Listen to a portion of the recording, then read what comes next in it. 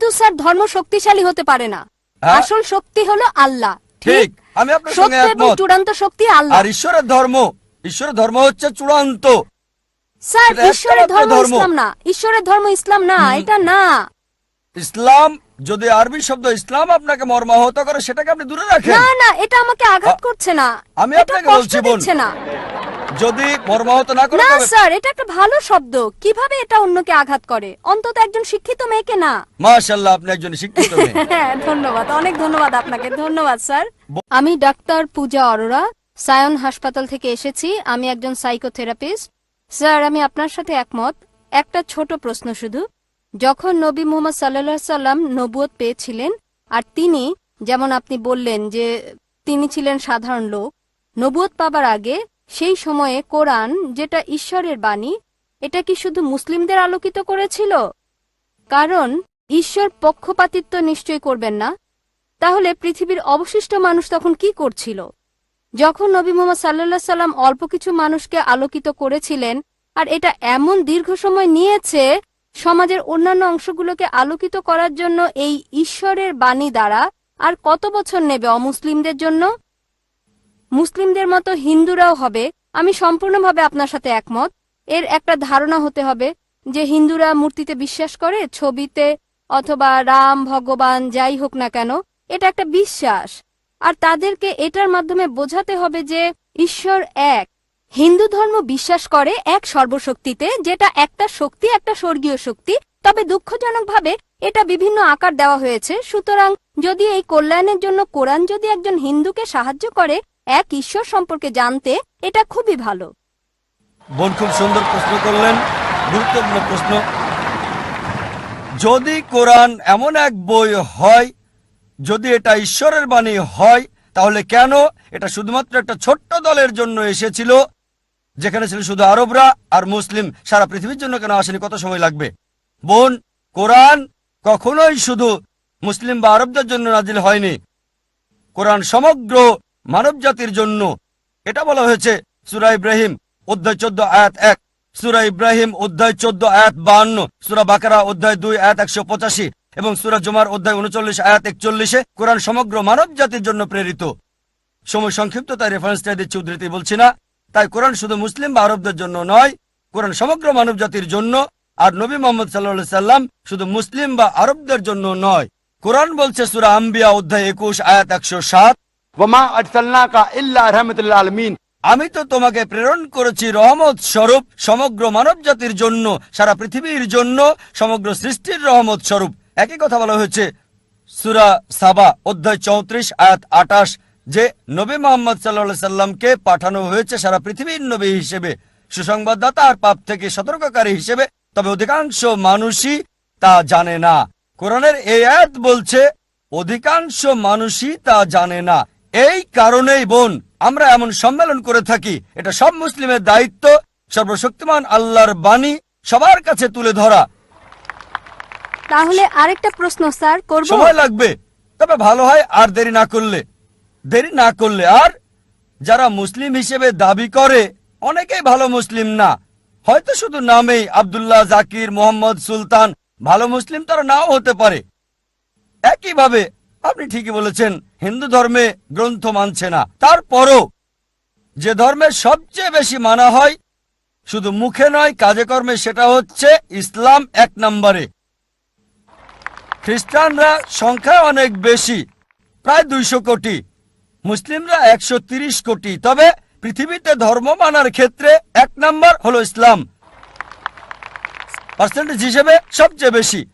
তাই এই আলোচনা প্রধানত ওই সমস্ত মুসলিমদের উদ্দেশ্যে যারা যথাযথভাবে ধর্ম পালন করছে না, যাতে ইসলামের কাছেই থাকে। আর ওই সব মুসলিমদের কাছে শান্তির বাণী পৌঁছাতে চায়, ভালোবাসার বাণী, আর পৃথিবীতে প্রমাণ করতে চায় যে ঈশ্বর কেবল একজনই। পূর্ণ শান্তি তখনই আসতে পারে যদি নিজের ইচ্ছাকে আল্লাহর কাছে সমর্পণ করেন। এটা একমাত্র রাস্তা পৃথিবী এবং আখিরাতে পূর্ণ শান্তি পাবার। আর এ কারণে এই বোন এমন সম্মেলন করছি। আমাদের একটা স্যাটেলাইট চ্যানেল আছে, পিস টিভি। প্রতিদিন 60 মিলিয়নেরও বেশি মানুষ এটা দেখছে। তাই অন্তত বিচারের দিনে আল্লাহ সুবহানাহু ওয়া তাআলার কাছে বলতে পারবো, হে আল্লাহ, আমাদের সামর্থ্যের মধ্যে সর্বোচ্চ চেষ্টা করেছি। আমরা অন্তত প্রতিদিন 60 লক্ষ মানুষের কাছে তোমার দাওয়াত দিয়েছি, আর আজকে এই দাওয়াত আপনার কাছে পৌঁছে গেল বোন। তাই পরবর্তীতে বিচারের দিনে বলতে পারবো, আল্লাহ সুবহানাহু ওয়া তাআলাকে আমি দাওয়াত দিয়েছি, এই বোনকে গ্রহণ করা না করাটা আপনার বিষয়। আরেকটা বিষয় স্যার বলতে পারবো, একটু যোগ করতে চাই, পারবো? অনেক ধন্যবাদ স্যার। আর একটা বিষয়, যদি ঈশ্বর নিরপেক্ষ থাকবেন বিচারের দিনে, তাই না? তাহলে আপনি পক্ষপাতিত্ব করলেন যে অমুসলিমদের অগ্রাধিকার দেওয়া প্রশ্ন করার ক্ষেত্রে। ঈশ্বর ন্যায় নিরপেক্ষ। তাই যদি হিন্দুরা মূর্তি এবং ছবিতে বিশ্বাস করা বন্ধ করে আর তারা সর্বশক্তিমানে বিশ্বাস করে, যার কোনো আকৃতি নেই, কোনো আকার নেই, বিচারের দিনে তারা কি মুসলিম হিসেবে গণ্য হবে সর্বশক্তিমান ঈশ্বরের কাছে? না, এটা এমন না। একই ধারণা যা হিন্দু ধর্মে আছে, যা ভুল বিশ্বাস আর আকৃতি দিয়ে পালন করা হয়।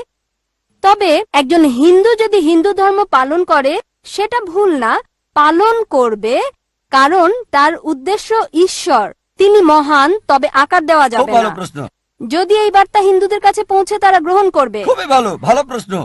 ধন্যবাদ পক্ষপাতিত্ব স্যার। আর নিরপেক্ষ হওয়ার ব্যাপারে দুটো মত থাকতে পারে আপনার দিক থেকে, কারণ নিরপেক্ষ না বলে অন্তত প্রশ্ন করতে পারছেন। এই পক্ষপাতিত্ব না করলে আমি আল্লাহর কাছে বলতে পারতাম না আমি আপনাকে সরাসরি দাওয়াত দিয়েছি এককভাবে।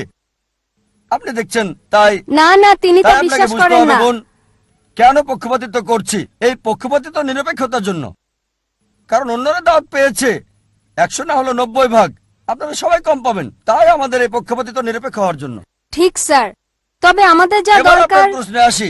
জি স্যার। এটা খুবই ভালো প্রশ্ন, যে যদি হিন্দুরা বিশ্বাস করে এক ঈশ্বরে, মূর্তিতে বিশ্বাস না করে, প্রতিমূর্তিতে বিশ্বাস না করে, ভাস্কর্যে বিশ্বাস না করে, তাহলে শেষ বিচারের দিনে তারা কি মুসলিম হবে? ঠিক, আপনি ইসলামের অংশ অনুসরণ করছেন। ঠিক, যদি আপনি হিন্দু গ্রন্থ পড়েন, হিন্দু গ্রন্থ বলছে আরেকজন নবী আসবেন, আর নবী মোহাম্মদ সাল্লাল্লাহু আলাইহি সাল্লামের আগমনের অনেক ভবিষ্যৎবাণী আছে অনেক জায়গায়। তার কথা আছে ভবিষ্য পুরাণায় পর্ব 3 খণ্ড 3 অধ্যায় 3 শ্লোক 5 থেকে 8। তার কথা বলা হয়েছে ভবিষ্য পুরাণায় পর্ব 3 খণ্ড 3 অধ্যায় 3 শ্লোক 10 থেকে 27। তার কথা বলা হয়েছে অথর্ববেদে অধ্যায় 21 অনুচ্ছেদ 6, অথর্ববেদ অধ্যায় 21 অনুচ্ছেদ 7। অনেক জায়গায় তার কথা বলা হয়েছে। তার কথা নাম সহ বলা হয়েছে 100-এরও বেশি বার মুহাম্মদ হিসেবে হিন্দু গ্রন্থে। ঠিক সময় স্যার। কম, তাই সবগুলো রেফারেন্স বলছি না। কল্কি পুরাণে কল্কি অবতারের কথা উল্লেখ আছে অধ্যায় 2 অনুচ্ছেদ 4, 5, 7, 9, 11 এবং 15-তে বলা হয়েছে আরেকজন অবতার আসবে, কল্কি অবতার, যার বাবার নাম হবে ঈশ্বরে ভৃত্য বিষ্ণু ইয়াস। আরবি করলে হয় আব্দুল্লাহ, যেটা মোহাম্মদ সাল্লাল্লাহু আলাইহি ওয়াসাল্লামের বাবার নাম। এই কল্কি অবতারের মায়ের নাম হবে সুমতি, যার অর্থ শান্তি, নীরবতা, যার আরবি হচ্ছে আমেনা, যেটা নবী মোহাম্মদ সাল্লাল্লাহু আলাইহি ওয়াসাল্লামের মায়ের নাম। তার জন্ম হবে মাধব মাসের 12 তারিখ, 12ই রবিউল আউয়াল। এই দিনে নবীজির জন্ম হয়েছিল। তার 4 জন সাথী থাকবে। আমরা জানি প্রথম 4 খলিফার কথা। তিনি জন্মগ্রহণ করবেন শান্তির জায়গায় মক্কায়। তার জন্ম হবে মক্কার প্রধান গোত্র কুরাইশ বংশ।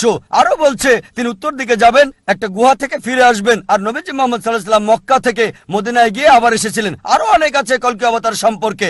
আপনি একটা অংশে বিশ্বাস করছেন লা ইলাহা, আপনাকে এটা বিশ্বাস মুহাম্মাদুর করতে হবে রাসূলুল্লাহ। মুহাম্মাদুর রাসূলুল্লাহ।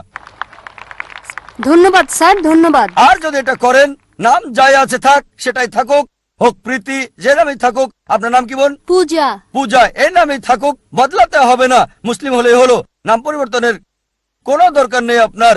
কিন্তু স্যার ধারণাটা। এক ঈশ্বরের ধারণা, কোনো মূর্তি নেই, কোনো প্রতিমূর্তি নেই। তার শেষ এবং চূড়ান্ত নবী মুহাম্মদ। ইনশাআল্লাহ বিচারের দিনে আপনি জান্নাতে যাবেন এই পূজা নাম নিয়েই। তাই স্যার রাস্তা ভিন্ন ভিন্ন, মূল বিষয় হলো উদ্দেশ্য এক হতে হবে। আমি এটাই বিশ্বাস না করি। বোন, গন্তব্যের জন্য পথগুলো ভিন্ন।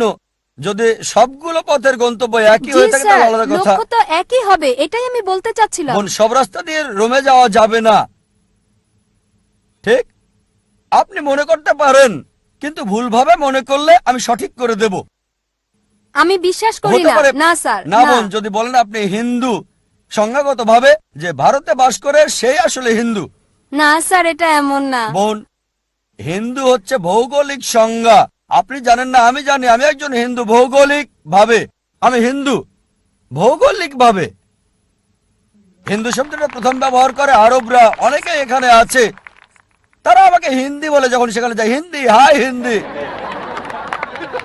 তারা বলে আমি হিন্দু।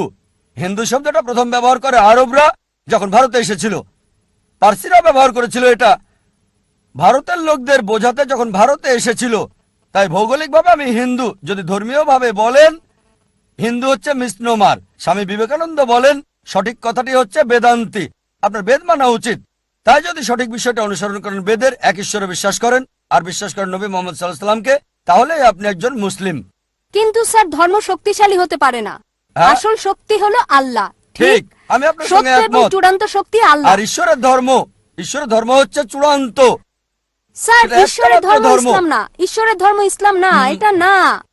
ইসলাম, যদি আরবি শব্দ ইসলাম আপনাকে মর্মাহত করে, সেটাকে আপনি দূরে রাখেন। না না, এটা আমাকে আঘাত করছে না, আমি এটা আপনাকে কষ্ট বলছি বোন, দিচ্ছে না। যদি মর্মাহত না করে না তবে স্যার, এটা একটা ভালো শব্দ। কিভাবে এটা অন্যকে আঘাত করে? অন্তত একজন শিক্ষিত মেয়েকে না।